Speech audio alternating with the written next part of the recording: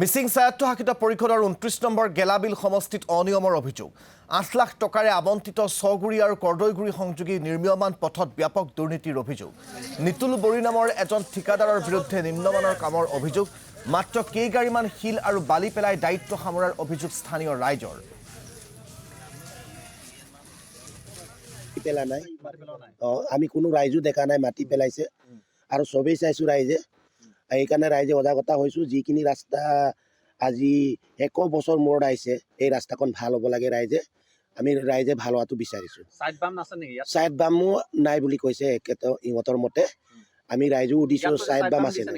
ইয়াত সাইড বাম কত দিয়া নাই ই কৈছে মাটি পেলোৱাৰ অধিকাৰ দিয়া নাই অফিসে ৮ লাখ টকা আহিছে ৮ লাখ টকা ৪ লাখ টকা অফিসে কাটিব আৰু ৪ লাখ টকা লালনি পাঞ্চনিয়ে কাব আৰু ২ লাখ টকাৰে কাম কৰিম কৈছে সেইবোৰ কাজিয়াত মই মানে উপায় নাপাই ৰাইজক মাটি পেলাই দেখুৱাৰ পাছতো এতিয়া ১০-১২ দিন হ'ল ১০-১২ দিনত কাম কৰা নাই এইটো চালে এতিয়া কিমান